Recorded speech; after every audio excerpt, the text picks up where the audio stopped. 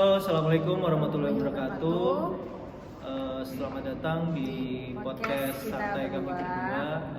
Kami dari mahasiswa Universitas Pamulang ingin memberikan sedikit nih materi mengenai apa sih itu asuransi gitu. Jadi sebelumnya saya ingin memperkenalkan diri dulu. Nama saya Andika. Nama saya Putri Rahayu. Hari ini kan tema kita nih tentang asuransi, Put. Jadi kita sebelum bahas masalah asuransi kita ngobrol-ngobrol dulu. Ya, biar enggak. Jadi selama pandemi ini kan kita baru masuk nih, Put, ya, di kelas PTM pertemuan muka. Jadi sebelum Putri PTM ada kendala nggak di kuliah online? Ada sih. Kendalanya Terutama apa? dari sinyal ya. Sinyal. Terus dari kayak e-learning kan kadang-kadang kita suka lemot ya. Iya, karena benar. kebanyakan akses juga. Iya sih, emang dari pertama ya kita bukannya gimana cuman ada kendala di koneksi biasanya. Kadang kan server sering down juga tuh. Iya. Jadi banyak sih kendala-kendala selama pas kita daring di rumah gitu kan, termasuk salah satunya. Nah, mau dari materi asuransi ini Putri mau nanya apa sih ke saya? Asuransi itu apa sih? Oke, secara umum ya, secara simpelnya sih, saya mau jelasin nih, asuransi ini sama aja kan kita mentransfer resiko finansial dari si nasabah nih ke perusahaan asuransi dengan kita membayar sejumlah premi. Kita membayar sejumlah premi dan jumlah uangnya nih sudah pasti, Put. Uangnya udah pasti kan, jumlahnya berapa, tetapi untuk resiko yang tidak pasti itu pokoknya untuk resiko tidak pasti, dan kita harus yakin ya, kita harus tahu bahwa resiko itu dalam kehidupan tuh pasti selalu ada. Jadi tidak terduga gitu ya. Nah, dan akan selalu hadir di setiap perjalanan hidup kita nanti sampai ke depannya. Pasti resiko itu akan selalu ada, Bud, gitu. Cuman kita kan nggak tahu nih besar kecilnya resiko ini kan kita nggak tahu. Dan resiko ini yang kita bayar gitu. Jadi perusahaan asuransi ini menurut saya ya bisa jadi tameng buat kita nih dalam ketidakpastian hidup gitu. Jadi intinya banyak manfaat sih sebenarnya dari asuransi. Manfaatnya banyak, tergantung kita memilih mana nih yang mau kita pilih, asuransi apa yang mau kita pilih gitu. Misalkan kalau Putri nih, kita setiap kredit motor ya ada asuransi kan. Ya itu kan gunanya juga banyak, manfaatnya juga banyak. Tiba-tiba apa kita nanti ke depannya kita kehilangan motor, atau ya kita sih nggak mau ya, Put, ya, motor tuh hilang atau gimana. Cuman adanya asuransi ini ya salah satu buat mengcover resiko-resiko itu tadi gitu. Kita contoh ada asuransi kesehatan, ada asuransi pendidikan juga ada. Jadi banyak, nanti kita akan jelasin sih ke depannya di nantinya. Cuman yang secara simpelnya asuransi itu yang tadi saya jelasin gitu. Berarti asuransi itu penting banget ya, kita harus sebenarnya dibilang penting nggak penting, enggak, tapi dibilang penting sebenarnya gitu. Cuman kan untuk masyarakat kita belum begitu banyak orang yang paham betul manfaat dari asuransi itu apa gitu. Jadi menurut saya sih untuk kita nih generasi muda, sebenarnya kita menjelaskan asuransi ini, kita menggunakan asuransi ini perlu sih untuk kedepannya di kemudian hari gitu. Dan menurut Putri, asuransi nggak mau ditanyakan tentang mekanisme gitu, nggak cara kerja gitu? Ya pengen tahu sih cara kerja asuransi itu kayak gimana? Ya, cara kerja dari asuransi ini sangat sederhana ya, sangat simpel. Kalau kita pakai analogi asuransi ini kan, kalau kita beli asuransi nih dengan kita bayar sejumlah premi ke perusahaan asuransi, dan otomatis setelah kita bayar premi diterbitkanlah ya yang namanya polis. Polis ini yang menjadi pegangan buat kita di kemudian hari gitu. Maksudnya di kemudian hari, di kedepannya, di nantinya gitu loh. Ini pegangan buat kita karena kan polis ini kan terikat kan secara hukum. Dia sudah terikat secara hukum, dan di dalam situ sudah ada kontrak perjanjian gitu. Kontrak perjanjian tuh kalau misalkan sebelum kita menandatangani asuransi, misalnya kita asuransi ini, nah di itu ada polis, ada kayak kita bisa mengklaim nih ini, nah di itu nanti ada di dalam polis gitu. Kayak gitu sih Bu. Sebenarnya simpel kan, cara kerjanya simpel gitu. Kita bayar sejumlah premi, tergantung besar kecilnya kita bayar, asuransi itu bisa klaim sesuai dengan kontrak yang ada di polis gitu. Kalau asuransi itu ada jenis-jenisnya nggak sih? Asuransi ada jenis-jenisnya. Ada yang saya tahu ya, ini asuransi ini ada 3 jenis kalau nggak salah. Yang saya tahu, yang pertama ini ada asuransi berjangka atau term life. Nah ini nih jenis asuransi ini yang masa asuransinya dibatasi oleh waktu tertentu gitu loh. Misalnya nih 1 tahun, 5 tahun, 10 tahun, dan seterusnya. Ciri khas asuransi ini adanya jangka waktu yang spesifik, dan jika tidak terjadi klaim, premi ini tidak akan ada pembayaran manfaat atau uang pertanggungan. Asuransi term life ini adalah asuransi jiwa tradisional yang paling murah preminya, dan uang pertanggungannya cukup lumayan besar juga gitu. Itu dari asuransi berjangka atau term life. Adapun asuransi seumur hidup atau whole life, ini asuransi jenis ini adalah yang umumnya memberikan jangka waktu proteksi sampai usia kalau nggak salah antara 99 tahun atau enggak 93 tahun gitu, sekitar di atas 90 tahun gitu. Cuman jangkanya kurang agak lupa, cuman kalau nggak salah antara 99 tahun atau 93 tahun gitu. Asuransi di yang kedua ini asuransi seumur hidup atau whole life. Asuransi jenis ini adalah yang umumnya memberikan jangka waktu proteksi sampai usia 99 tahun. Asuransi whole life ini memiliki nilai tunainya ini tersebut dapat dipinjam, bunga dan aturan mainnya dapat ditanyakan ke masing-masing perusahaan asuransi gitu. Pada jenis asuransi ini pihak perusahaan asuransi akan membayarkan manfaat atau uang pertanggungan jika terjadi klaim di masa kontrak atau pada saat akhir kontrak asuransi.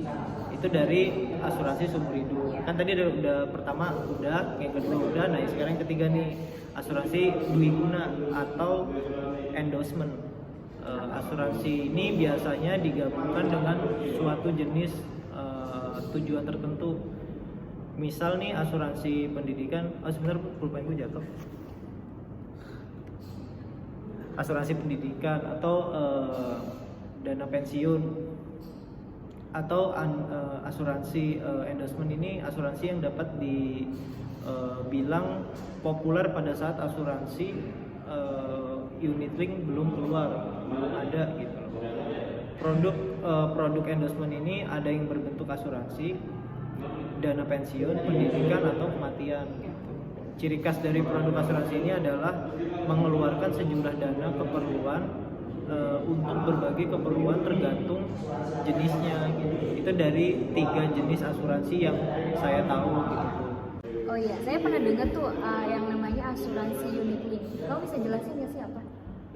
Asuransi unit link pernah sih, tapi asuransi unit link ini produk unit link ini adalah produk yang merupakan kreativitas juga sih gitu, dari asuransi di mana memadukan antara produk tradisional yang berbentuk term tadi dengan unit link atau investasi yang berupa reksadana gitu.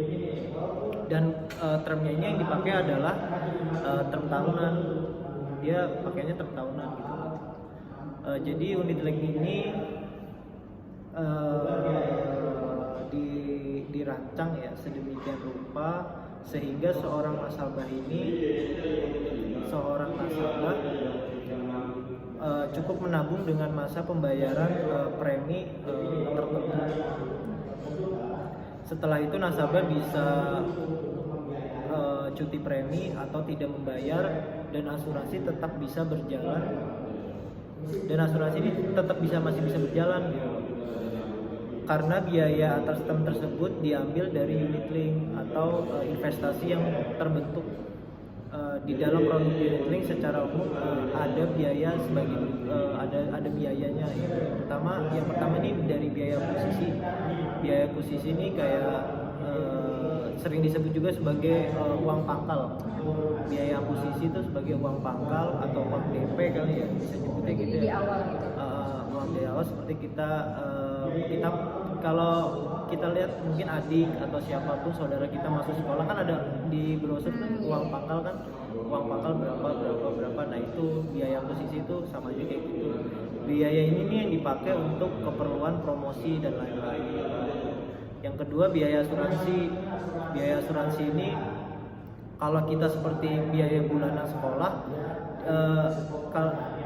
intinya kalau biaya asuransi ini kayak sama aja kita bayar uang SPP anak gitu, SPP anak sekolah gitu. Dimana kalau anak itu masih sekolah ya kita harus membayar SPP itu gitu. Jadi kalau kita nggak sekolah ya kita nggak bayar gitu. Dan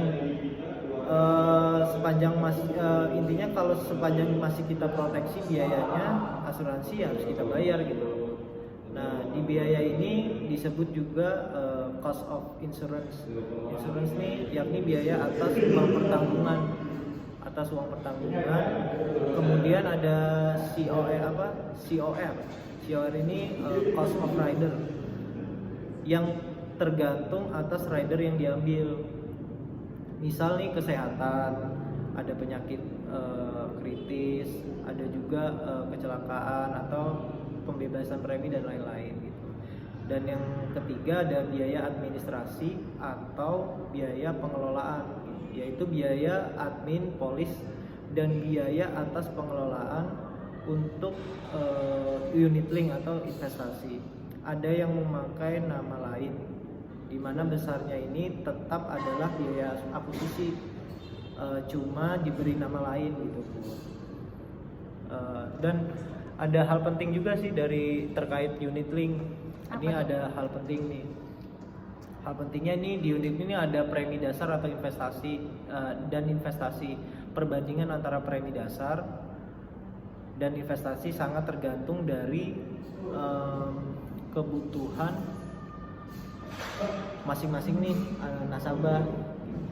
Premi dasar ini pergunakan untuk membayar misalkan nih membayar PLAN seperti rider kesehatan atau besarnya uang pertanggungan gitu. Sedangkan investasi dipergunakan sebagai cadangan dana kan, sebagai cadangan dana nasabah yang dikelola oleh fund atau manajer investasi untuk membayar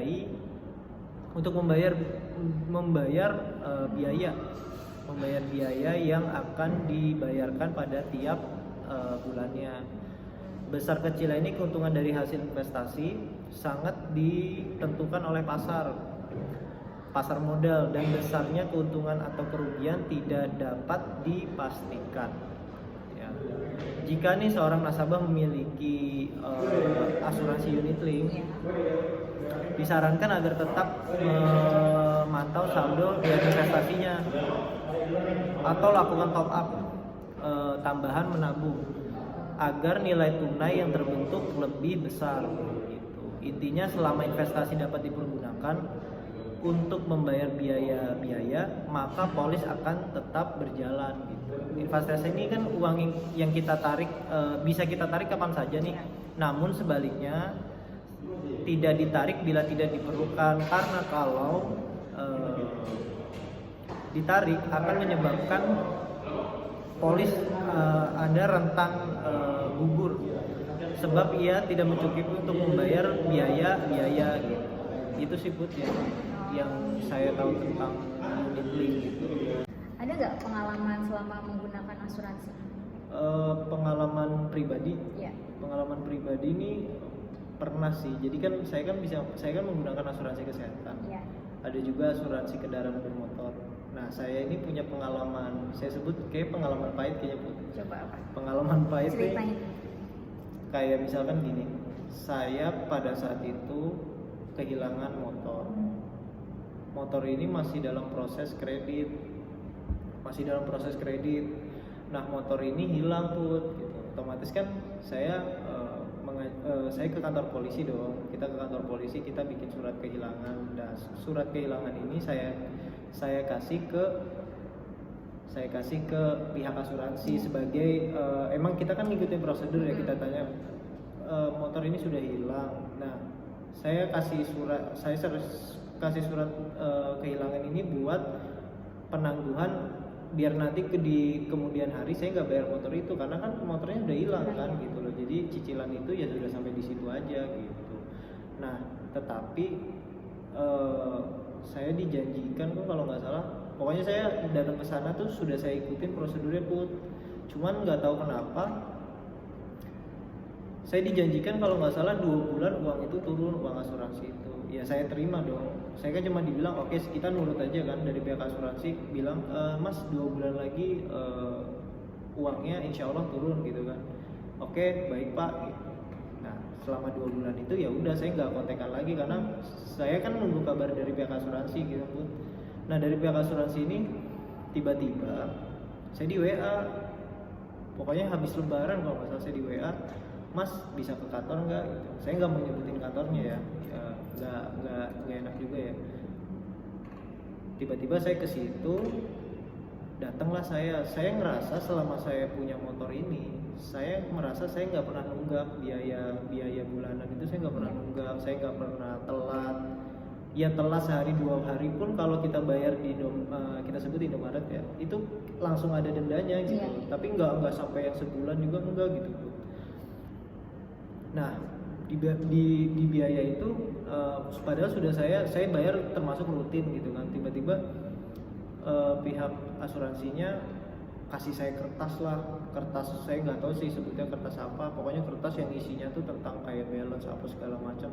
Nah, ternyata yang keluar itu cuma 300.000, bayangin 300.000 dari saya nunggu 2 bulan. Gambaran saya kan sekitar uang 3 jutaan gitu Bu.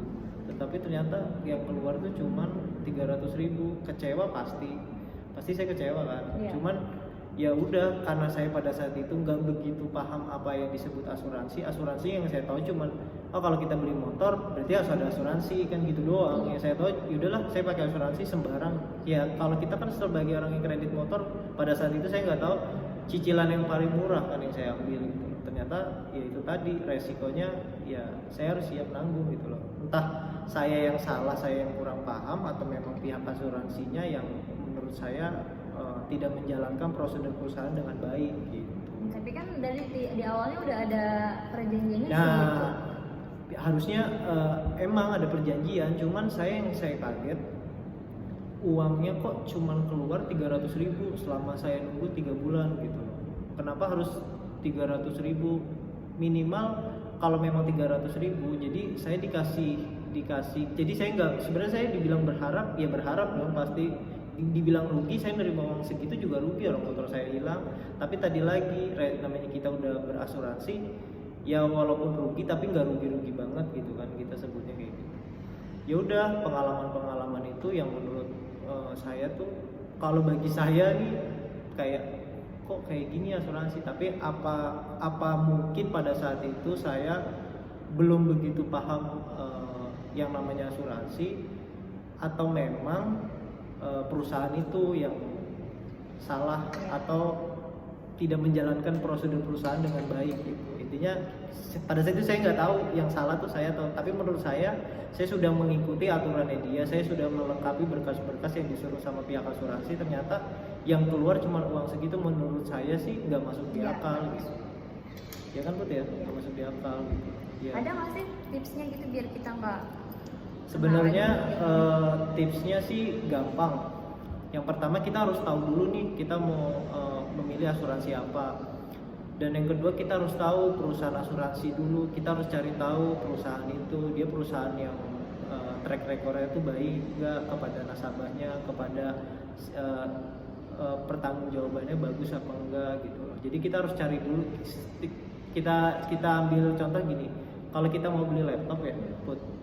Kita mau beli laptop, banyak merek banyak itu, tapi kan kita harus tahu dulu, jangan kita datang ke toko elektronik kita langsung rujuk ini ininya bagus enggak, kita harus minimal spesifikasinya dulu, karena kan apalagi zaman sekarang udah canggih kan, kita di internet tinggal akses internet kan gampang gitu. Jadi kita harus cari tahu dulu nih asuransi apa yang mau kita pilih gitu. Kita harus cari tahu dulu. Kenapa? Karena biar kita nggak menyesal di kemudian hari gitu. Kita sudah membayar premi tapi tiba-tiba asuransi ini bukan asuransi yang kita mau. Bukan yang kita mau, yang kita ternyata asuransi ini perusahaan ini nggak menjalankan sedemikian selayaknya perusahaan asuransi yang lain gitu loh. Yang kedua, kita juga jangan tergiur asuransi murah asal perusahaan asuransi ini perusahaan yang sudah jelas namanya ada ataupun sudah terkenal lah di Indonesia nih, itu yang jelas pasti perusahaan bagus gitu loh.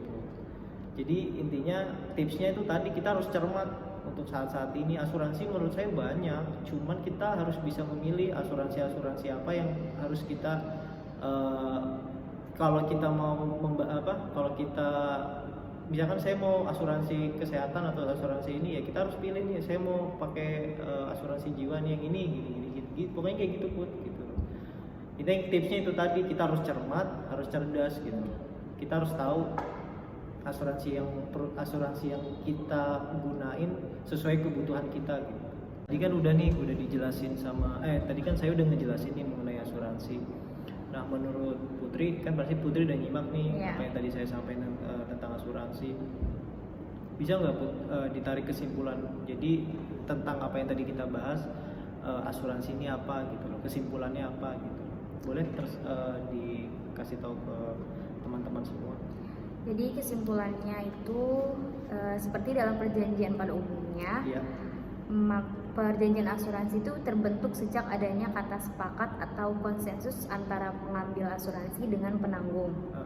Dan sejak saat itu pula timbul hak dan kewajiban di antara para pihak tersebut. Oh iya.